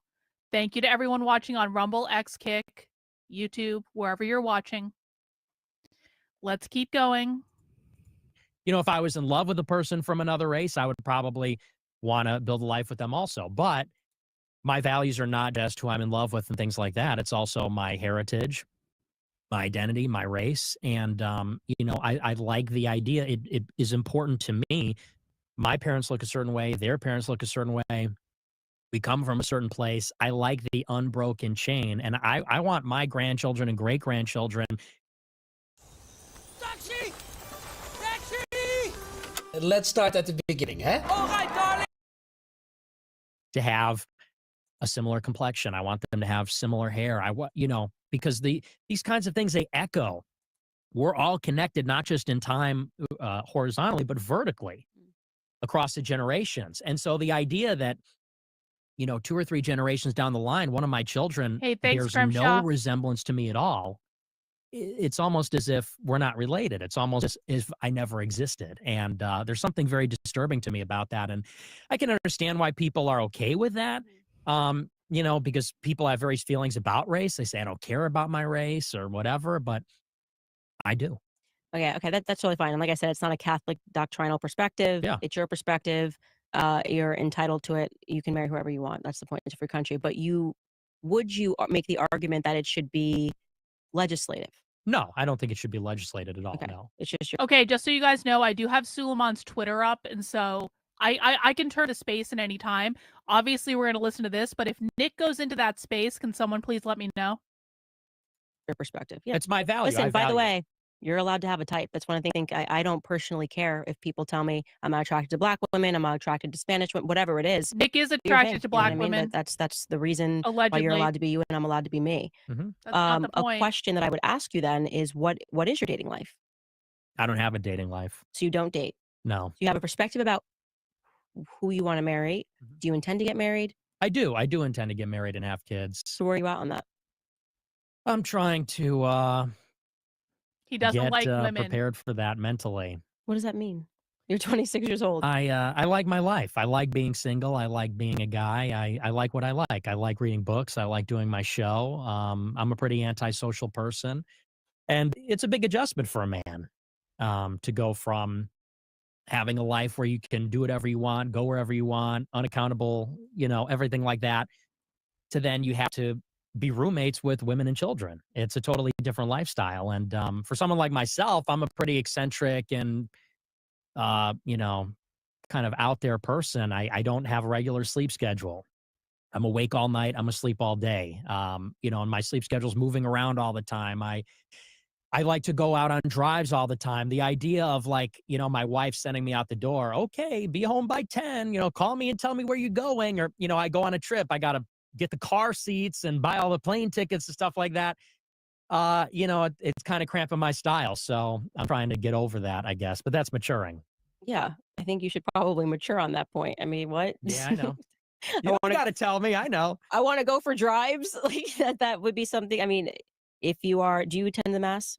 I do. Like, do you go every Sunday? I do, yeah. Okay, so you're like a committed Catholic, then obviously, like, you know, the perspectives on family. I mean, I personally, and this would be me lecturing, but I just feel like you really have no idea who you are until you start a family. And whether Mm. that means just marriage, some people who are struggling to have children, okay, fine. But there's such a growth that happens because of Mhm. that I think Listen, everyone needs to stop pressuring Nick to get married. Nick will get married when he is ready to get married. Leave the man alone. I completely understand why he. I mean, can you imagine the pressure? Honestly, like Nick has got to be so careful about even who he dates, let alone who he marries for the rest of his life. Leave him alone. it informs your beliefs in so many ways. And I think that was a huge turning point for me. Like, I wonder if I had been pressed with everything that happened last year, if I didn't have like the unshaken faith and my family, what would I have done? And Mhm. sometimes when I see the things that you say, I do think, okay, he doesn't take into account family. Like, it's just Nick. Mm. Nick is in his own world, which can be, I think, a quite selfish perspective, which is fine. He's That's what you're allowed to saying. be You like being selfish. selfish He is doesn't another way have to to say what you be. just said. I like Mhm. being selfish and I don't want to give of myself to somebody else. But do Well, you I also think there's something selfless involved, which is to say, I could go and start a family and drag them into a world of mine, which is pretty chaotic. You know, I mean, is this really the kind of a lifestyle? If I'm banned on everything and I can't make a living, I'm banned from banking, I'm banned from credit card processing, I'm getting doxxed, people are showing up to my house trying to kill me, things like that. And what's more, I mean, let's also get, I also don't appreciate the lecture. You don't know me, yeah, so real Nick, I know real. you're married. Yeah, I know you're older than me, but you don't know me. You don't know my life. You don't know my situation. I don't think you're in a position to give me advice, especially as a woman, honestly.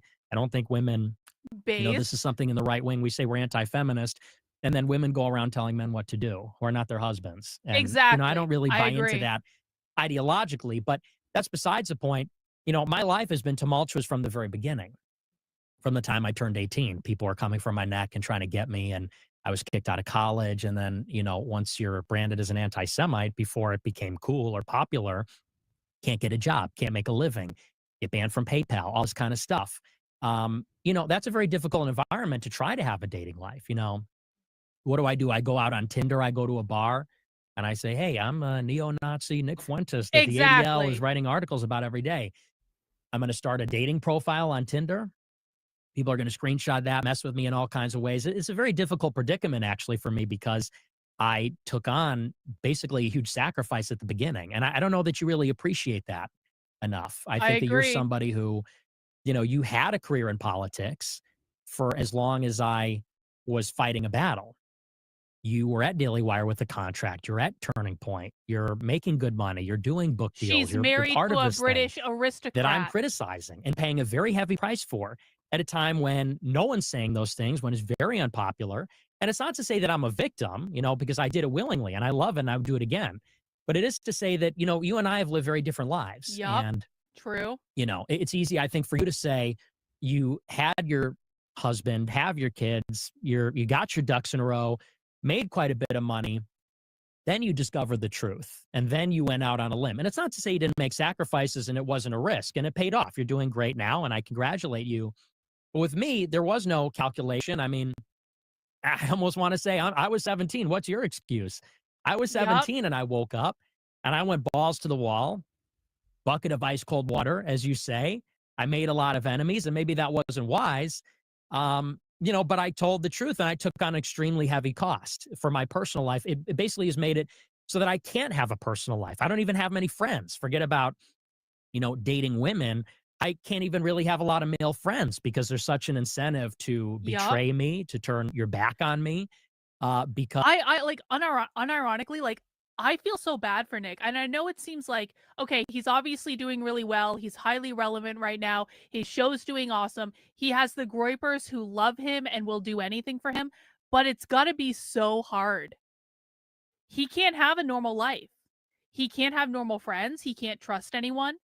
He constantly has to be on guard for anyone stabbing him in the back. Like I mean, you date an average woman and she's and he says something to piss her off one day, she's gonna go blab all over the internet. He has to be so careful about everything. I wouldn't want that life for like anything. Because there are people that are being paid to attack me all the time on Twitter for Yeah, information how does he about me, even things find a like wife? that. So, you know, it's something like everything else that I'm figuring out one step at a time, just like my show. And, you know, when I get banned from something, you know, whether or not I'll be able to have a family and kids and what that'll look like. But I mean, it's a little more complicated, I think, than maybe you understand. I feel like you just got super triggered by me just saying something so casual. Well, What was that about? I mean, to be really blunt, like I don't think it's an issue of like, of course there are women who want to date Nick. Nick is going to have, once Nick decides to actually find a wife, he is going to have no problem dating girls. There are going to be girls lining up to date him. He's smart, he's funny, he's good looking, he has money, he has fame. Like they're going to be like, he's going to have no problem. The problem that he has is how does he discern between someone who actually wants to be with him for him and is going to be a good wife and is going to do all the things that he wants to do and is aligned with his values versus someone that just wants to date him because he's Nick Fuentes? You know? Hey, thanks, Ryan, for the super chat. This is what Nick is saying right here. This is why this is behind a paywall. Yep. Probably true. What hypocrisy? Exactly. What hypocrisy am I showing? Please explain yourself.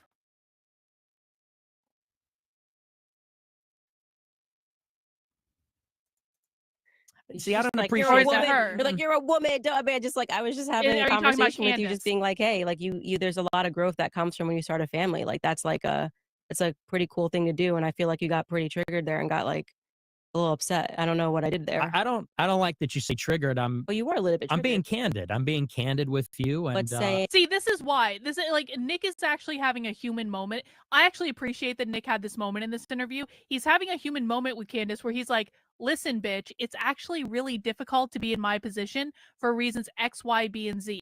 It's difficult to date in my position for reasons X, Y, B, and Z. It's difficult to have, like, Candace, you were already married to a British aristocrat when you decided to call out the Jews. I was 17 years old and in college. And the fact that Candace isn't getting this, I mean,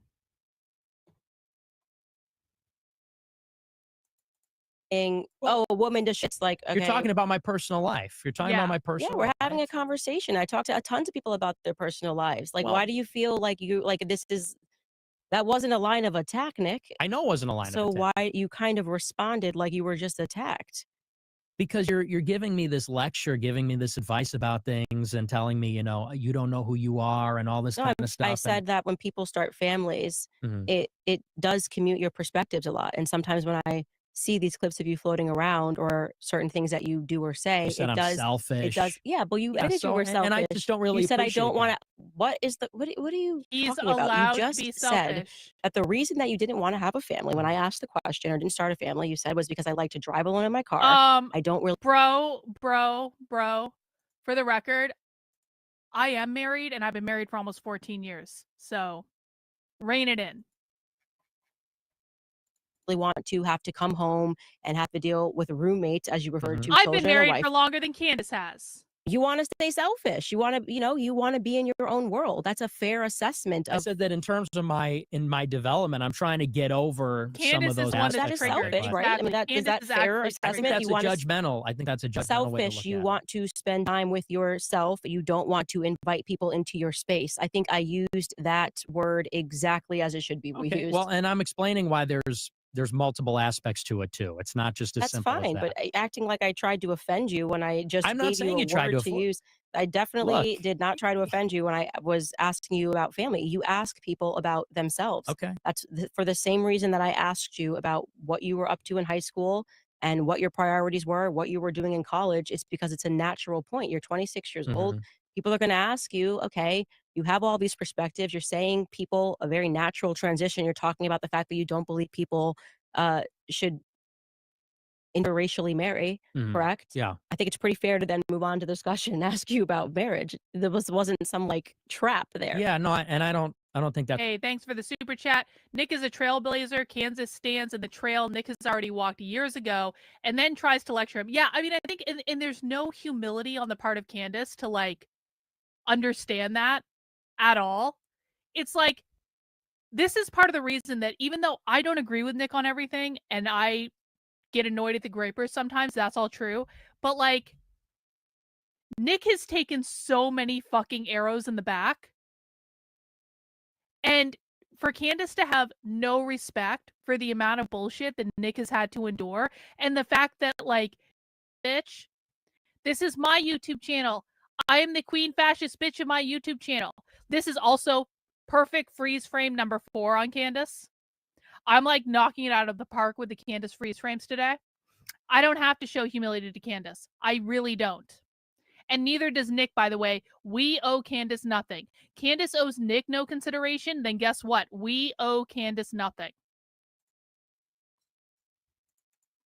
That when you Yeah, get married, HR just came to the because chat. you wanted to get Exactly. married. You said you're giving me a lecture. You said Yeah, you I go said, to well, this may church sound and like a lecture Okay. because I'm sounding like an old timer here, Mhm. but I Yup. didn't tell you what to do. Like Okay. if you're giving a You lecture on literally any did, topic, Candace. You hey, literally this is did. what's great about marriage. I didn't say, Nick, you need to get married Yeah, right I just now. feel like it's pointed. I Bruh. feel like a lot of these questions are pointed, but maybe that's just me and I'm imagining it. Genuinely, you're imagining it. Yeah. I don't Candace think is anybody watching absolutely that is triggered. going to be like, that was a setup. Oh my After God. he talked about interracial marriage for her to ask him his perspectives on his own life and Yeah. what if he's dating people. To be honest, if you want me to psychoanalyze that, I feel Well, I don't, but feel okay. free. Yeah, I feel free. Thanks. I feel like I do think you got a little bit triggered there. And I think that towards the end of that triggering, you kind of got to the main gist that because of your life, it's difficult for you to actually establish real world connections with Mhm. people because there is the Nick Fuentes caricature and probably a little bit of pressure for you to maintain the Nick Fuentes caricature. I don't know that you feel that you can have, I don't know that Nick has a caricature. I think this is actually just who Nick is. you know, go out in the real world and have friends and go out in the real world. And like you just said, I can't really get on Tinder and be like, I'm Nick Fuentes, have somebody screenshot it, and then it becomes a thing and people are making fun of you. Like, I think that's a real understandable answer, Mhm. but I don't think you had to knife me to get to it. I didn't knife you. Well, what did I knife you? You were He just like, knifed him we'll have to play for it back. her. What did he say? Like, what, he was like, "Whoa, I don't appreciate a woman telling me." Just like, dude, chill. It's it's a freaking conversation. Relax. He Like, knifed her. Oh. it's not like He demanding you get married knifed tomorrow. I'm just her. saying, I think if you get Wow. married, a lot of your perspectives are going to be a little bit different. Candace literally did a fact check on Nick regarding whether or not Catholicism. Like, hey, Candace, I've been watching your stuff. Like, it'd be cool if we could do a collab. And I would have been like, yeah, definitely. Let's do it. Or I would have said, oh, not right now. I need to wait until, but hit me back up or whatever. I think because you got kind of pigeonholed, which is necessarily happened because you got banned everywhere. Like, Mhm. obviously, you're just going to be like a pocket of cozy Wait, TV. wait. First of all, Nick fucking owns Cozy, Candace. Nick is in the pocket of Cozy TV. Nick fucking owns the website, Candace. But even more than that, it's like Candace is the one who brought Nick on her show to ambush him with, I can't believe you said this about me and Dave Smith for an hour in this interview. And she wants to talk, Nick, with. If you're looking to lose body fat and gain muscle and stay consistent, look no further. I have found it. This is the body.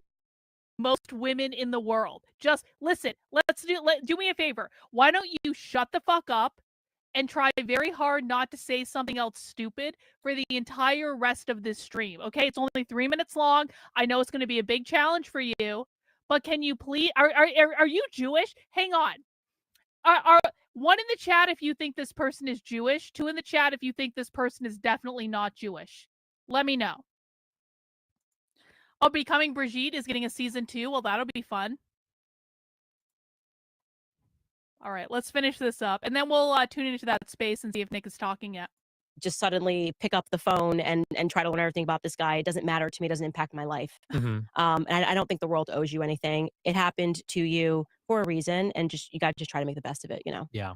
No, and I agree. And I think that's a fair criticism in the sense that, at that time, a year ago, when you said, you weren't going to have me on for this or that reason, Yeah, I'm being honest with you, I exactly, didn't believe you. And Fracas. I, He's a fucking not to Fracas. relitigate the whole thing, but that's why it made me so mad. I felt like you weren't being forthcoming. I felt like you were avoiding me and making excuses.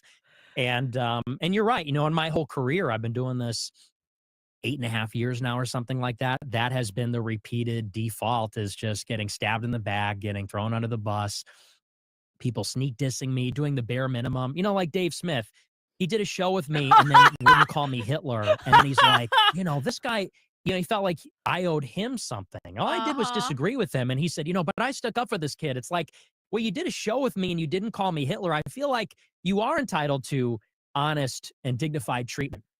So that's sort of where I'm coming from. But, you know, it's two people from different worlds and our worlds are colliding. You know, you from Daily Wire, me from the underground, from Cozy.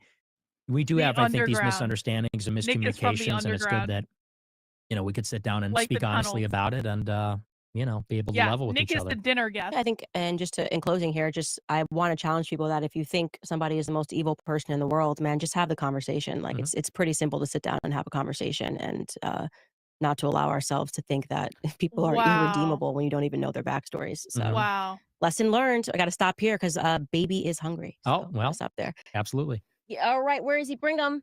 Uh-oh. All right, well, let's tune into that space that Nick is supposed to be speaking on. Maybe Nick will show up if we tune in.